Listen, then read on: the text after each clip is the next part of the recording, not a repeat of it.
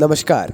आज के इस वीडियो में हम भारतीय विरासत एवं संस्कृति, ये जो हमारा यूपीएससी के अंतर्गत आने वाला एक टॉपिक है, इसके अंतर्गत जो सब टॉपिक है कठपुतली, इसके बारे में अच्छे से समझेंगे।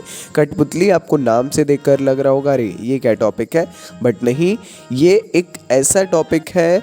कई ऐसे टॉपिक्स होते हैं जो लगता रही इम्पॉर्टेंट नहीं है, बट हाँ इम्पॉर्टेंट होते हैं। ठीक है, ज़रूर पढ़िए। ये नृत्य होते हैं, पेंटिंग्स होती हैं, मार्शल आर्ट है ना, उसी प्रकार एक कठपुतली ये भी टॉपिक है। इसके प्रकारों के बारे में जानेंगे, विस्तृत जानकारी लेने जा रहे हैं। ठीक है, इसीलिए बगैर वीडियो को स्किप किए, बगैर वीडियो को बीच में छोड़े अंत तक देखना है हमें। ठीक है, सबसे पहले हम जान लेते हैं आखिर ये कठपुतली नृत्य ये है क्या, है ना।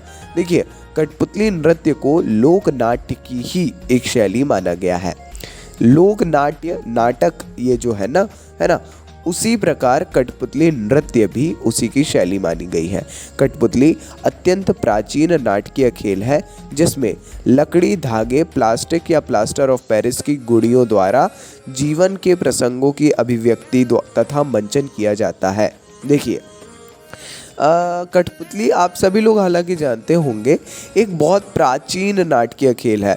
लकड़ी, धागा, प्लास्टिक या प्लास्टर ऑफ पेरिस की गुड़ियाँ होती हैं और धागों की सहायता से जो है उनके अलग अलग मूवमेंट करा करके इसका प्रदर्शन किया जाता है, मंचन किया जाता है। ईसा पूर्व 4वीं शताब्दी में पाणिनि ने अष्टाध्यायी में नट सूत्र में पुतला नामक नायक का उल्लेख मिलता है। तो मतलब पाणिनि जी की जो अष्टाध्यायी है ना, नाम सुना होगा, उसमें नट सूत्र में पुतला नामक नायक का उल्लेख भी है। तो वहाँ से जो है कठपुतली ये कनेक्ट हो सकता है।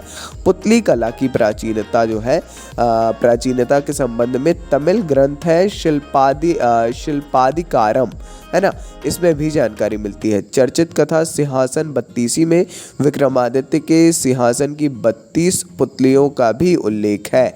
ठीक है, तो मतलब बहुत प्राचीन, अत्यंत प्राचीनतम समय की बात की जाए तब भी ये खेल तो नहीं कहना चाहिए, हालांकि नृत्य है, लोक नाट्य जो शैली है ये तब से प्रचलित है। ठीक है, पुतली कला कई कलाओं का मिश्रण है, यथा लेखन, नाट्य कला, चित्रकला, वेशभूषा, मूर्ति कला, काष्ठ कला, वस्त्र निर्माण कला, रूप सज्जा, संगीत, नृत्य आदि। ठीक है, पहले अमर सिंह राठौर, पृथ्वीराज, हीर रांझा, लैला मजनू, शीरी फरहाद, इनकी जो कथाएं हैं ये कठपुतली खेल में दिखाई जाती थी। लेकिन अब सामाजिक विषयों के साथ साथ हास्य, व्यंग तथा ज्ञान संबंधी अन्य मनोरंजक कार्यक्रम भी इसके माध्यम से दिखाए जाते हैं। और देखिए, भारत में सभी प्रकार की पुतलियाँ पाई जाती हैं। अब उन सब के बारे में समझेंगे।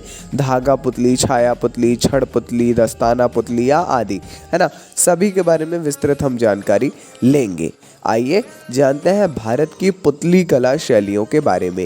ये जो कठपुतली है ना, इसकी अलग अलग शैलियाँ हैं, तो जानना तो ज़रूरी है ही। ठीक है जी, आइए जानते हैं सबसे पहली और सबसे प्रचलित इसकी शैली धागा पुतली के बारे में।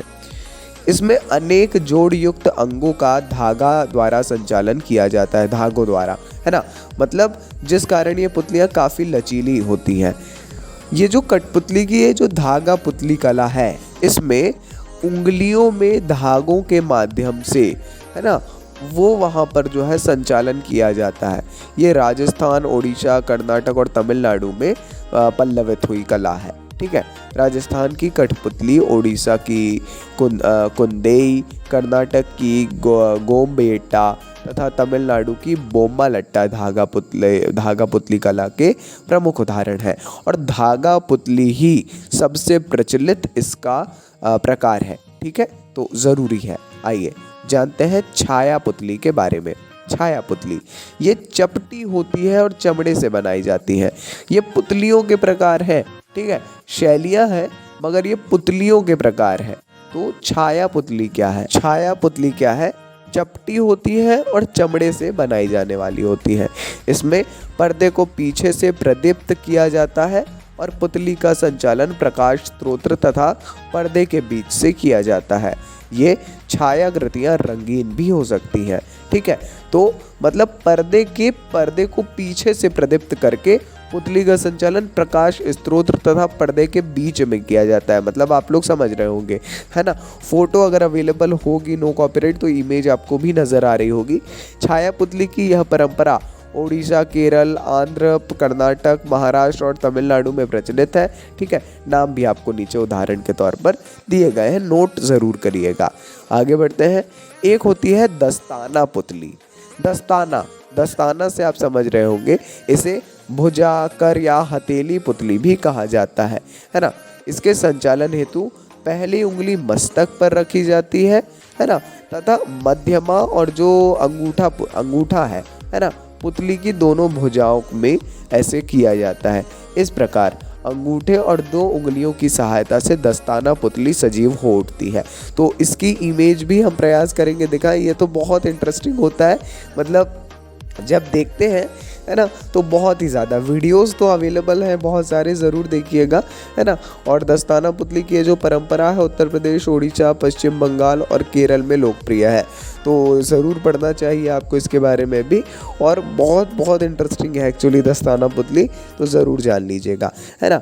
दस्ताना पुतली का ही आप कह सकते हैं एक अन्य रूप है, अन्य प्रकार है ना, या इसी के जैसा, इसी से जुड़ा हुआ एक और प्रकार है, वो है छड़ पुतली। छड़ पुतली वैसे तो दस्ताना पुतली का ही अलग चरण है जैसा हमने बताया, लेकिन ये उससे काफ़ी बड़ी होती है तथा नीचे स्थित जो डंडे हैं, छड़ हैं, उन पर आधारित रहती है और उन्हीं से संचालित होती है। ठीक है, पुतली कला का यह रूप वर्तमान समय में पश्चिम बंगाल तथा ओडिशा में पाया जाता है। बंगाल का पुत्तल नाच, बिहार का यमपुरी आदि जो है छड़ पुतली के उदाहरण है। ओडिशा की छड़ पुतलियाँ बहुत छोटी होती हैं। ठीक है, ओडिशा की जो छड़ पुतलियाँ होती हैं वो काफ़ी छोटी होती हैं। जापान की बनराकू की तरह पश्चिम बंगाल के नदिया ज़िले में जो है आदमकद पुतलियाँ होती थी, किंतु यह अब काफ़ी विलुप्त हो गया है ना। ये सभी जितनी भी चीज़ें हैं भारतीय विरासत एवं संस्कृति के अंतर्गत है, तो विलुप्त तो धीरे धीरे हो ही रही है, ये आप कह सकते हैं। चलिए आगे बढ़ते हैं। एक ये है, अंतिम ही है, ये है पावाकुथु।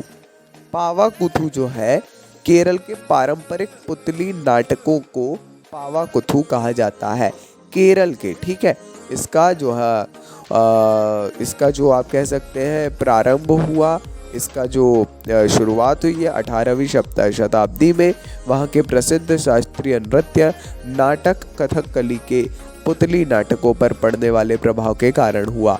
केरल के ये पुतली नाटक रामायण और महाभारत की कथाओं पर आधारित है। ठीक है, पावाकुथु केरल से संबंधित है, कठपुतली से संबंधित है। ठीक है, तो इसमें जो है अब आप तो कंफ्यूज नहीं हो सकते, है ना। एक जो चीज़ है, फैक्ट की बात कम समय में, बिल्कुल फैक्ट की बात नोट्स के साथ में आप तक प्रोवाइड कर रहे हैं, तो सपोर्ट ज़रूर करिए, थोड़ा हमारा भी उससे उत्साहवर्धन होता है ना, और आपको भी, आपका कुछ भी उसमें वो नहीं है ना, ज़ाहिर तौर पर आपकी फीड और अच्छी होती जाती है एग्ज़ाम पॉइंट ऑफ व्यू से। चलिए, तो लाइक ज़रूर कर दीजिए, चैनल पर नए हैं तो सब्सक्राइब ज़रूर कर दीजिए। अपन मिलते हैं अगले वीडियो में। नमस्कार, डायनामिक इम्पल्शन।